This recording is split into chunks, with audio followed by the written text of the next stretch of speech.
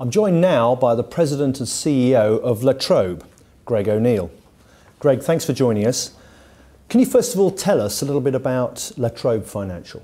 Good to be here, James. Thanks very much. We started our Australian operations in 1952. We're a credit specialist funds manager operating in Asia Pacific. We've had $10 billion of funds under management on behalf of retail and institutional investors, and we operate through 3 principal offices in Sydney, Shanghai and Melbourne. My second question is, what trends or themes are you seeing important to your current investment approach? Our investment approach is a very disciplined approach, as you would expect. And essentially investors are telling us 2 themes are important to them at the moment. The first one is the hunt for yield. With global interest rates being very, very low, investors are looking for a better rate of return on their current investments, whether it be dividends or just income yields. The second theme that we're finding, James, is that investors are very much looking for less complexity in their investment assets. And that means essentially finding areas of lower volatility around the world and more stable growth. I think investors are highly prizing capital preservation over the next 2 to 3 years. How does Trobe Financial cope with the downside risk in the global economy? One of the hardest things to do as an investor on behalf of others is actually to protect capital loss and also to make sure you choose the right assets. And a very important rampart in that line of defence has always been and will always be diversification. So that's key for us, has been for many players, and it's been proven over a great many number of years to work. For us, that means choosing economies where, as I said earlier, the growth rate is strong and volatility is lower. So for us at Trobe Financial, we think Asia and Australia particularly, and Australasia broadly, is a very important part of global investments. Now, we've heard certain things, but is there a housing bubble in Australia? Our view on balance is no, but let me add some colour to that for you.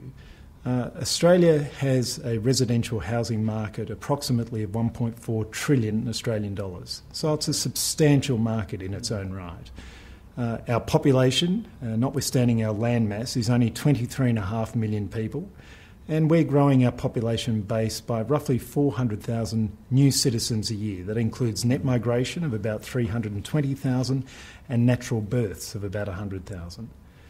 Now, when you know those numbers and then you look at the number of new dwellings that we're only building in the order of 180,000 to 200,000 new homes each year against new population of 400,000.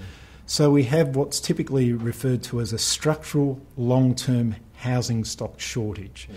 And that's different from a housing bubble.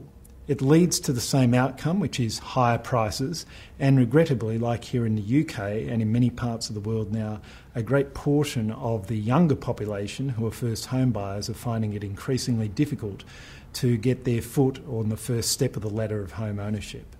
But it's certainly not a housing bubble. Apart from Australia, you have a significant presence in China. What made you choose China over other markets like the United States or even the United Kingdom? Well, Australia is a long way away for many people. It didn't get the nomenclature of being down under for any reason. But our geography is shared in the region with China. We share a very similar time zone. And just the sheer size of the market, the population and the growth in the economy warranted our engagement. We think that China is a very significant part of the future of Australia's success, both economically and socially. And for us, it was a very natural fit. We have something in the order of 12 to 18% of the Australian population now claim that they speak Mandarin as their first language. We have 111,000 mainland Chinese students studying in our universities. And many of them, once they return home, will, of course, in years to come, start to trade and do business with Australia. So for us, it's a very natural fit. How different is the market in China when compared to Australia? Well, what we can tell you from our experience is that it's not just one market, and this is a trap for new players going into China. It's essentially probably 14 different markets. And I think many Westerners, when they go into China, it takes a good number of years to acclimatise to those differences. We've been there now for over a decade, and we know that notwithstanding all those differences, and there are many differences, the overwhelming thing that we notice, James, are the similarities. Those similarities are things such as the Chinese are a very hard-working people, they're highly intelligent, and they love their family. And they work very well with Australians. I think that fit has been proven over the last decade with our operations there. Certainly our other thoughts are that any economic business that you do with them outweighs any differences whatsoever. So they're driven by the same things you and we are here in the UK or in Australia, in Europe or America. And that is very human traits of wanting to build successful businesses, wanting to put their children through better schools, wanting to buy a better home or a better car, and these are very understandable human traits. Yeah.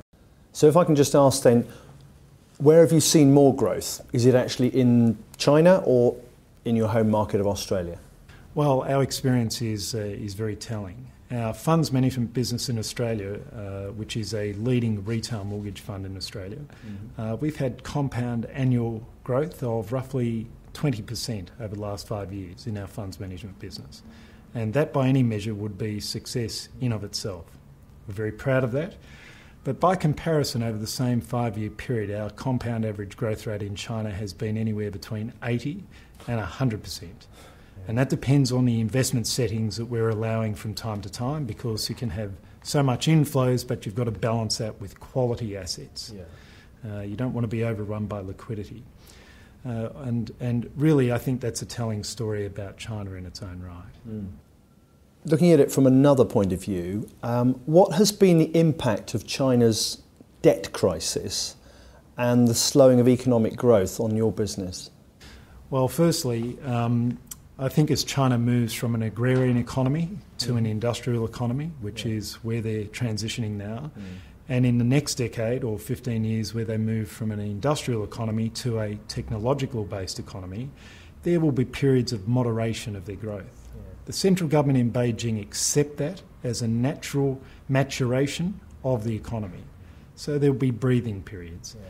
So the current downturn, and there is a slight downturn again at the moment, its principal impact on Australia is in 3 areas. The first one is the prices that we receive as a country for some of our mineral exports, mainly coal and iron ore, to name a few. But to put that into perspective, James, we've got to remember that the mining industry in Australia is anywhere between 15 and 18% of the country's GDP. Yeah. It's not the whole economy. No. We're not just a quarry, we do actually produce other things, which is a good thing for our country. Secondly, it creates a lot of downward pressure on the Australian dollar, which is also healthy for our exporters, our farmers and our other exporters. But overridingly, from our special vantage point of being a funds management business, it's had to date very little impact on fund flows, as I said. Now, we've discussed China a lot and we've discussed your home country of Australia, but is there another country that you would like to be present in, and if so, why? Well, as we expand slowly our international footprint, we have put our toe into China. We only have one office in Shanghai. There's a lot more to do there. I think you'll find it will expand slowly into other Asian countries as well, such as Malaysia and Singapore. They're very well-known markets to us, and again, time zone geography. We're here researching in London at the moment counterparties with a view to having a limited product offering in the UK mid-next year at this time. But I think our overriding focus will be one of serving with distinction our existing retail and institutional investors, and we're remaining very focused on doing that job well. Yeah. So then, so it's best to concentrate on what you do best and then gradually expand without overstretching. Yeah. I think the success story is about, for any business, sticking to your knitting. Yeah. You can't be all things to all people. And we take the view that investing is not like Olympic diving. You don't get extra points for degree of difficulty. So it's an approach of keep it simple.